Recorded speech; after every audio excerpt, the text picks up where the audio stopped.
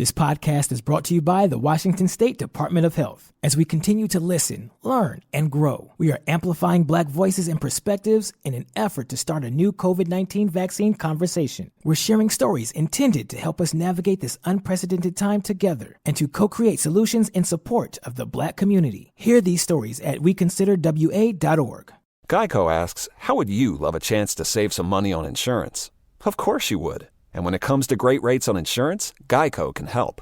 Like with insurance for your car, truck, motorcycle, boat, and RV. Even help with homeowners or renters coverage. Plus, add an easy-to-use mobile app, available 24-hour roadside assistance, and more, and Geico is an easy choice. Switch today and see all the ways you could save. It's easy. Simply go to geico.com or contact your local agent today. What's up? It's your boy, The Ted Smith. Thanks for listening to the Men's Room Daily Podcast. Want more? Check out the greatest podcast in all the land, The Podcast. Be sure to subscribe and listen to a brand new episode every Tuesday night. Somebody out there deserves to be recognized. And the Men's Room knows just who it is. So to you, we say, bottoms up, sailor.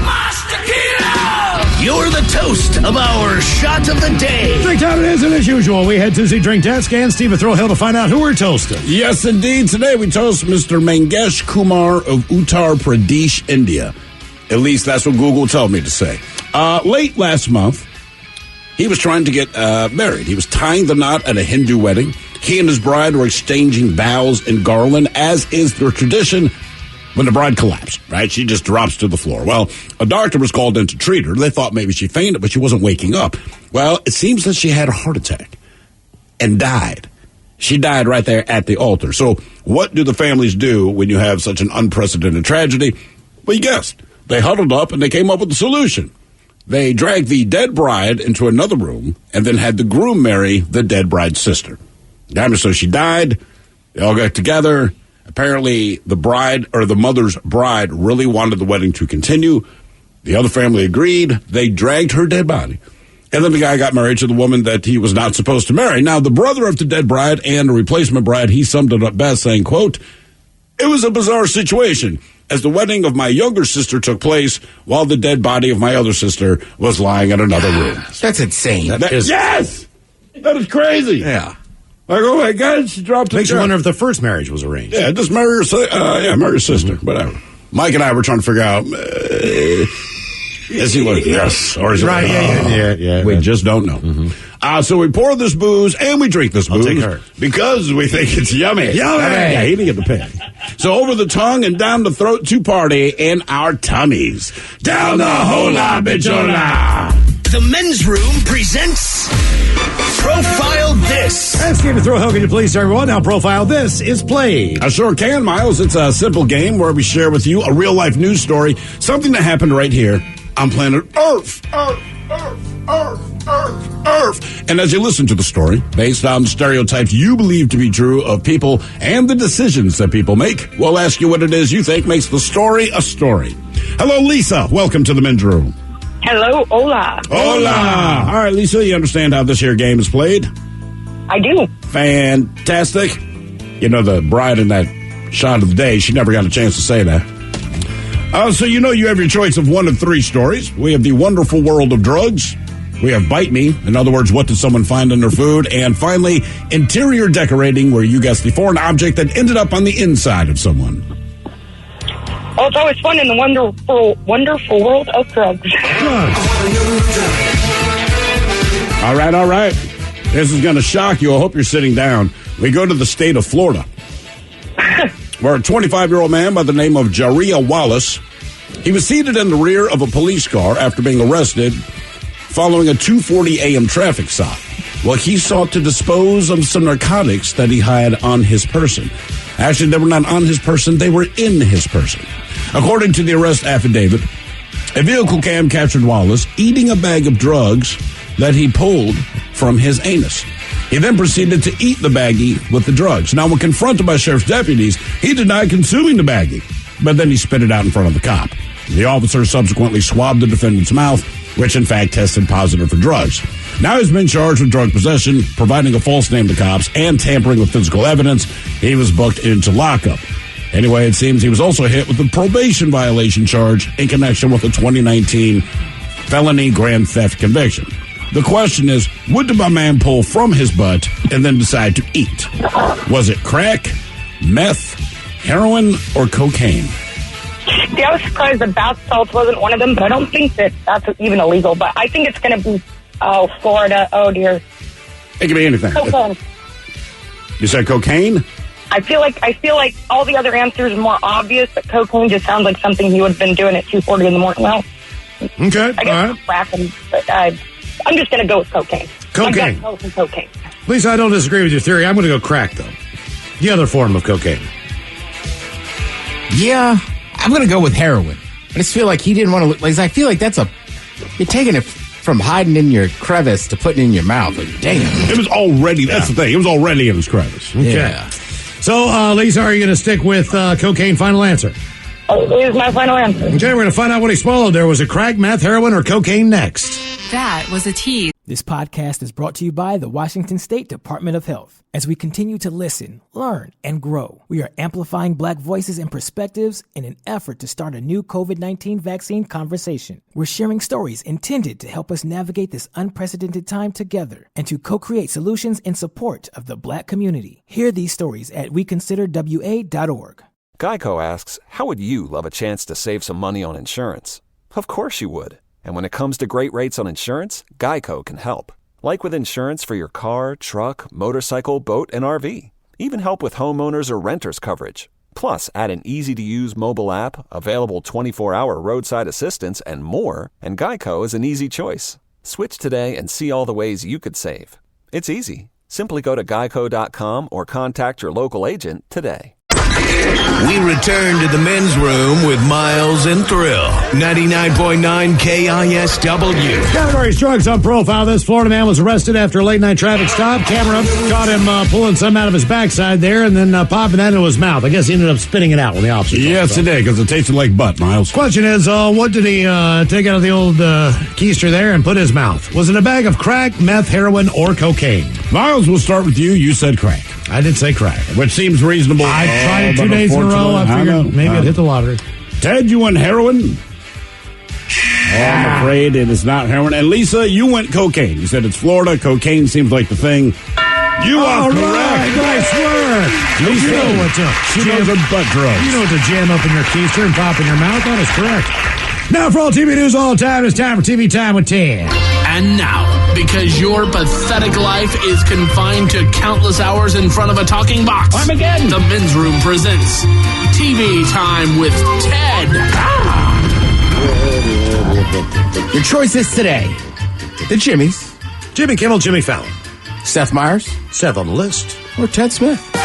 Is it Ted or is it late night? Yeah, so these guys have teams of talented writers who help them come up with their monologues each and every night. It is up to you to determine, is this an actual late-night joke, and from whom, or could it be a The Ted Smith original?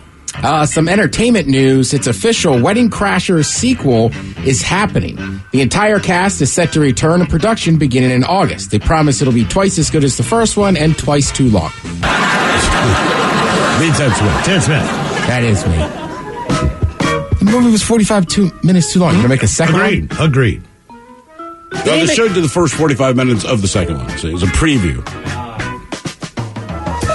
As the world is opening back up and humans are getting ready to for concerts and festivals, there's a surge in demand for porta potties that people can't keep up with.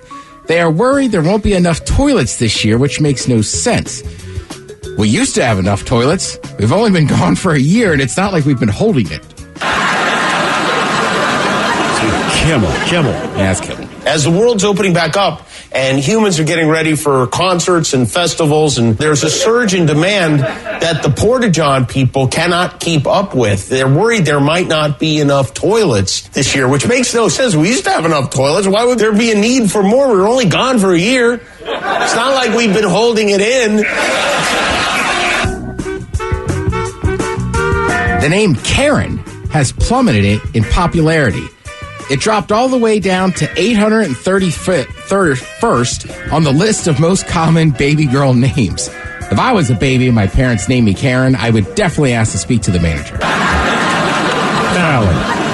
Kibble. The name Karen has plummeted in popularity, dropped all the way down to number 831 on the list of most common girl baby names. If I was a baby, my parents named me Karen, I would definitely ask to speak to the manager. So remember last year there was a bunch of stuff with like The Bachelor and The Bachelorette. I still don't remember what the whole thing, but basically Chris Harrison, who's the host, was not on there for like the final or whatever. So basically nobody knows, and he just said, look, like I'm just going to step aside for a season. Sure. So it's not, they know the next season, Bachelor in Paradise, he's not going to be there for that. But they haven't said they fired him or he hasn't said he quit. Right. So I don't know what's going on. But David Spade, he's going to be one of the hosts. He'll take turns with other comedians hosting the upcoming season of Bachelor in Paradise. No other names have been announced yet. Now, it's the first interesting thing they've done. There was nothing wrong with this late night show on Comedy Central. Well, I was going to say, David Spade's very funny, but I think some people would look at him and go, that guy's the host of The Bachelor in Paradise? But then it's like, dude, look at his exes. Wait a minute. He's a lifelong bachelor. Mm-hmm. So if you're going to host the show, I mean, he's the guy that knows dating. Yeah, no doubt. You know? Yeah, I still just think when I look at David Spade, you don't think like pimp. No, you But when don't. you look at his track record, it's like, Pimp, he is. pimp.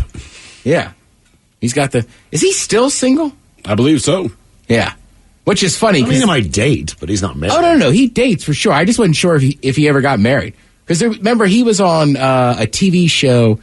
Oh, it is bugging me, the name of it right now. But basically, there was one couple that had been married forever. All right. Putty was on it. Then there was another couple that were like just married. And I remember the show. Right. And he was like the single friend in that one, which obviously he was very good in that role because he's been doing it forever. Yep. Method acting. Especially, too, like, it's David Spade. Like, you're famous, you're in Hollywood. And once you get in those circles, like... Ted, he's your single friend that you can still hang out with. You know Jesus, man. If I could be friends with David Spade, I got to get down to L.A. Yeah. That would be awesome. That's all you got to do. No kids, you know. Right. Always has time to go out with you if you want. We could write a whole routine on how luscious his hair is and how I don't have any on my head. Mm-hmm. I'm sure that wouldn't make him uncomfortable at all when you use the word luscious. Well, how else would you describe it? I mean, for a grown man, that's a nice set of hair there. Mm-hmm. Hey, bruh, nice hair. Luscious. Luscious. No, you're right, though. Like, that guy would be awesome. The upcoming season of The Bachelorette premieres next week. Will be the first without Chris. Yeah. Is that when Spade will be there? No. He's just doing Bachelor in Paradise. Okay. All right. So you have The Bachelor, you have The Bachelorette, then you have Bachelor in Paradise, which I believe is like kind of like the losers bracket. Do you ever think they'll do Bachelor in CIS? Mix them together? Yeah, you know, I forget Bachelor is an ABC show because they're always on Jimmy Kimmel. Mm-hmm. So I'm trying to think. And he has to act like he cares.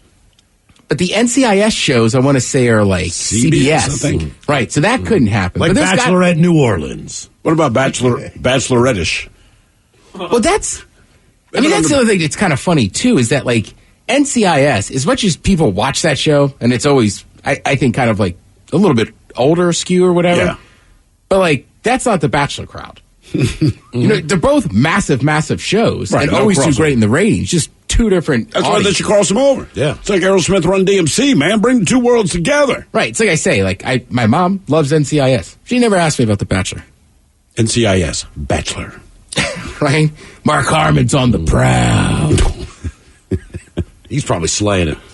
He's married. I don't think Mark Harmon ever stopped. Mark Harmon is one of the highest paid actors in the history of television. Yes, he is. This show's been on for 5,000 years. I don't want to say he's one of the executive producers. So that show has been in the top 10 of weekly ratings almost as long as we've been in Seattle. That is insane. Yeah. Like that, I mean, that show is a monster. Yep. Still, what's his greatest role? Oh, Summer School. Thank you. Yeah. I was going to say, also, that's the same thing with Grey's Anatomy, right? Like, obviously, nobody in here watches it, and it's easy to make fun of it, but, like, that show still gets really good ratings. That's why it's like... That's why they don't care if we make fun of it. Talk all the trash you want. We're cool. They're finally ending it now, but, like, why would you? Or are they ending that show? I think it has one more season. Jesus. And where's the one place you don't want to be in real life? In a hospital. Mm-hmm. But people are watching. Yep. Yeah. There's just nothing or to do. Arrested or in Unless a fire. You're working there, obviously. You also don't want to have to need a lawyer, right? But those are the shows that do it. Yeah. Yeah. I mean, I take my check. Like, out of all those, I'd rather be in a law office. Yes. There's no sitcom from a jail. Oh, they had Hogan's Heroes. Yeah, that's right. I mean, that's one. Granted, they could have broken that at any time, but still. Yeah, I guess there's no sitcom from jail. I was about to say Oz, but that was definitely not a sitcom. Not a sitcom. No. But you got a real weird sense of humor. Like, it is the funniest show I have ever seen. One dude's going to lose it. You got to see this Oz show. It is hilarious. They're going to take advantage of him. I guess you're right. Shawshank, great movie. Not up there. Not a comedy. Let's see. So now, and I get this, there's a lot of things people are going back in certain interviews and saying, that wasn't awesome. So now Ricky Martin, and I kind of forgot about this. He didn't come out until 2010. All right. But in 2000, he was doing an interview with Barbara Walters, and she asked him about the rumor if he was gay or straight. Right? She basically, I listened to it today. She's like, you could squash all the rumors and just say you're straight. And he just says, I just don't feel like it, and kind of moves on and ends the interview. Okay. Which, I feel like nowadays that's not a big a deal. No, everybody does it now. And it's a great sound bite kind of thing. Well, I was going to say, I don't think it's as big of a deal to find out that somebody is homosexual. No. Whereas, like, back in the day, it was like a huge thing. It was a taboo. And that wasn't that far ago.